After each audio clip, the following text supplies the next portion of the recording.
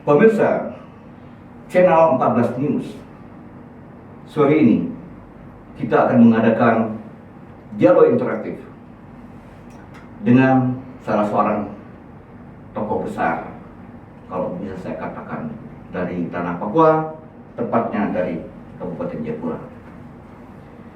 Jangan disangka beliau ini rambut keriting atau kulit hitam.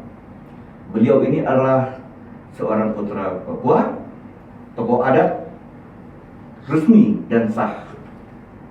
Beliau adalah Dr. John Manangsang Wali, MKes AIF Bogor.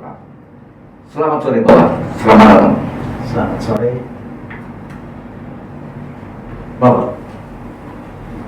Bapak ini mempunyai perjalanan hidup yang cukup unik. Dimulai dari kisah hidup Bapak, yang mana ketika usia 5 tahun Bapak telah diangkat menjadi anak adat dari suku Sentan.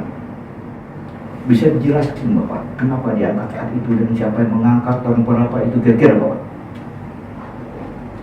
Ya, itu sejarah yang unik, tetapi itu satu fakta.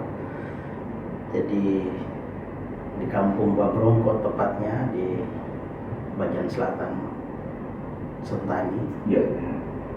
Di sana pernah lahir paman saya. Ya. Dari seorang guru penginjil yang namanya Baktiar Frederikus Manangsang. Ya. Tahun? Lahir sekitar tahun 49. Ya. Nah, tapi waktu lahir itu nenek saya itu meninggal dunia karena perdarahan. Ya. Sehingga paman saya ini, om ini, Ya. dipelihara oleh On Wafi. Ya. Kalau kita di Sentani disebut Ondofolo. Ya. Ondofolo Ave Ya. Wali. Ya. Potong pusat langsung dipelihara. Jadi selama 2 bulan itu dipelihara dengan air kelapa muda. Ya. Terus lanjut sampai dewasa. Ya.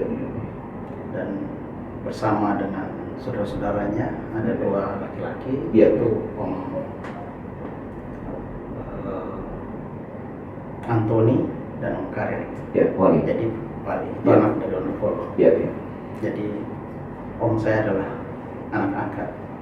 Ya. Jadi anak yang ketiga laki-laki. Benar. Dalam perkembangan mereka, Ya. pada suatu waktu dari adat memutuskan untuk akan menentukan siapa Ondofolo baru. Ya. Setelah Ondofolo Ave ini meninggal karena dia sudah sangat tua. Benar. Nah, di sanalah keputusannya itu jatuh pada paman saya itu, Ya. Om Marten Manangsang Umani Wali. Wali. Umani itu nama tanah, nama dari Ya. moyang Ya. suku Wali. Benar.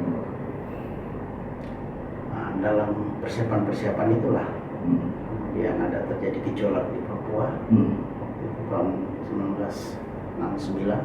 Ya. Dan banyak sekali masyarakat itu yang jadi korban. Nah, paman saya dia melindungi masyarakatnya yang ada di sana dan mereka lari ke PNJ. Ya. Nah, itu dikejar terus dan akhirnya ketemu dan sempat dianiaya dan akhirnya meninggal tahun 69. Ya. Jadi pada waktu itu saya masih kecil, umur 5 tahun, dan Ya. kami datang untuk melayat Ya. di kampung Babrongko. Benar. Pada waktu itu Ondofolo langsung minta kepada orang tua saya, saya sebagai anak tertua dari keluarga ini menggantikan posisi om yang baru meninggal yang sedang dalam pertimbangan. Nah, disitulah awal saya jadi anak adat. Usia Bapak pada saat itu 5 tahun atau 6 tahun? Ya, 6, tepatnya masuk ke 6 tahun. Ya, SD. Ya. Betul. Ya. belum SD masih. Masih tidak, benar-benar. Baik, Bapak, menjadi seorang dokter itu bukan yang gampang. Seorang dokter, apalagi juga sekarang Bapak S2. Dan Bapak menjadi dokter itu dari daerah tanah Papua. Mungkin saat itu kondisi ekonomi keluarga Bapak pas-pasan. Apakah menjadi dokter ini cita-cita Bapak? Atau bagaimana sejarahnya? Saya mau lompat jauh nih. Bapak bisa menjadi seorang atau kuliah di kedokteran. Silakan Bapak. Ya, tidak ada cita-cita ke situ. Yang Ya, kita ya. kan harus mengukur Betul. kehidupan keluarga kami. Hmm. Saya kan anak kampung. Benar. Jadi setelah 69 itu Hmm. umur 6 tahun saya sekolah SD, tamat SD bapak saya meninggal. Ya. Nah, jadi bersama ibu saja. Iya. Nah, dan ini kan bukan pegawai negeri. Benar. Nah, jadi kita tidak ada jaminan. Iya. Jadi kita harus kerja berat Iya. sejak SMP itu. Iya.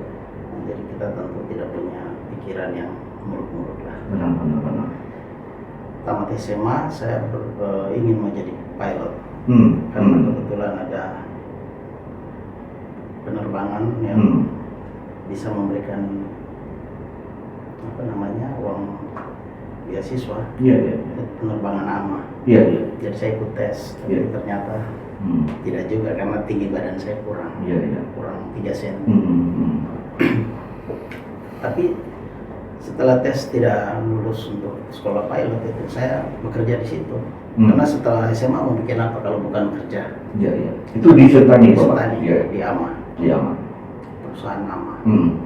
Nah, jadi selama 1 tahun itulah saya mengalami satu perubahan di sana. Menyaksikan bagaimana pasien-pasien kita dari pedalaman yang menggunakan pesawat AMA ini. Pesawat AMA ini melayani orang-orang Benar. misionaris maupun orang-orang sakit. Iya.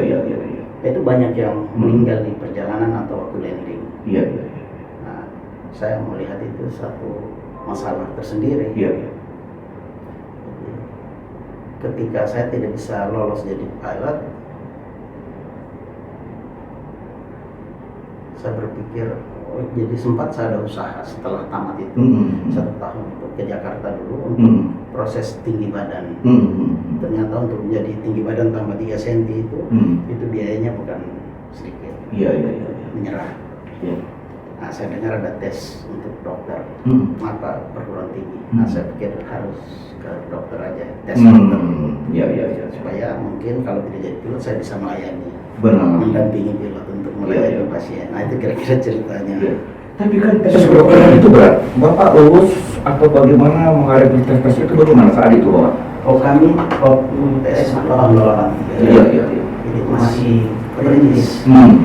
Yang perintis ada 23 perintis. Dibagi 3 perintis 1, perintis 2, perintis 3. Perintis 1 itu cuma 3 perguruan tinggi. Jadi ini sama Erlangga. Iya. Nah, itu. Kebetulan saya di Jakarta, jadi saya ikut tanya sama teman-teman. Kira-kira masuk universitas yang biayanya kecil, yang mungkin bisa dapat beasiswa itu mana? Di mana Jakarta tadi. Nah, maka saya tes. Oke. Ya aja. Pak Jun, kalau nggak salah setelah tamat itu kalau penempatan Bapak di Bogor di kan? Ya. Saya dengar ataupun saya melihat dari film Bapak bahkan sempat mengoperasi pasien dengan mempergunakan sosial. Tolong Bapak ceritakan Pak, bagaimana kondisi Bapak Minggu pada saat itu? Di pedalamannya bagaimana, masyarakatnya bagaimana, dan sampai kejadian Bapak melakukan operasi itu dengan mempergunakan sosial yang sempat Bapak tuangkan ke salah satu film Bapak. Nah, saya tidak tahu film itu dulu Bapak, saya melihat kejadian fakta sebenarnya dari Bapak penempatan pertama. Ya, tentu kita tidak punya pikiran atau punya bayangan kalau ada kejadian seperti begitu. Iya. Tepatnya di kecamatan mana nih? Di Bovendigul di Bapak? Di Tanah Merah. Tanah Merah. Tanah Merah Bovendigul. Tanah Merah. Di Baik. ibu kota kecamatan. Ibu kota kecamatan. Baik. Waktu itu masih kecamatan dari Merauke. Oke, benar. Ya, hari ini sudah jadi kabupaten. Biasa. Jadi dalam suatu peristiwa itu ada pasien yang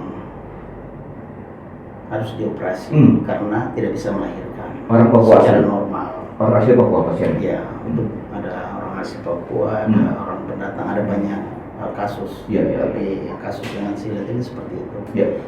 Jadi setelah kita persiapkan, karena di sana itu transport udara seminggu sekali. Oh.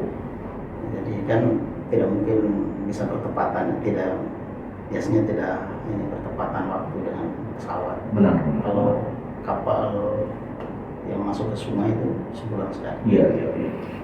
Nah, peristiwa ini terjadi saat tidak ada kendaraan atau pesawat atau kapal. Jadi setelah kami putuskan untuk operasi, sudah dalam persiapan mau operasi, ternyata pisau silitnya tidak ada. Pisau Operasi, iya, iya. Ya, pikiran saya yang penting harus selesai. Operasi ini operasi sesar, Mas? Sesar. Siap, baik. Operasi sesar. Nah, jadi serta-merta langsung saya minta perawat yang ada untuk beli pisau silet di kios. Iya, iya, iya. Itu kan bisa kita steril. Iya, iya, iya. Jadi dia tajam dan jadi saya pikir itulah solusi. Jadi bukan alasan tidak ada pisau operasi lalu sudah batal. Iya, iya, iya, iya, iya. Ya, tapi harapan saya itu jangan terulang. Iya, iya. Baik, Bapak Jerman Sang, Bapak telah menciptakan, saya nggak tahu ya, 3 atau 4 film ya. Bahkan ada 1 atau 2 film yang mendapat penghargaan di Amerika Serikat. Bahkan Christina Hakim menjadi salah satu bintang itu loh Bapak. Nah, tolong Bapak ceritakan kepada pemirsa channel Papas News ini apa motivasi Bapak membuat film ini dan apa pelajaran yang bisa dipetik dari film-film yang Bapak produksi tersebut. Ya, pengalaman 2 tahun di pedalaman Bovendigul itu menurut saya itu pengalaman yang sangat berharga. Benar. Bukan untuk saya tetapi untuk kita semua dan anak cucu kita. Jadi seandainya waktu itu pengalaman itu saya lewatkan, saya tidak tulis dalam buku, terus tidak diangkat dalam film, mungkin dia akan hilang begitu saja di tengah hutan. Tetapi dengan kita mengangkat itu, ini bisa jadi bahan pelajaran yang baik. Benar. Nah, sebagai pemerintah mereka akan melihat apa saja kejadian-kejadian di pedalaman. Nah, dengan demikian pemerintah bisa membuat sebuah kebijakan yang lebih baik untuk masa depan yang lebih baik. Jangan terulang hal-hal yang tidak manusiawi.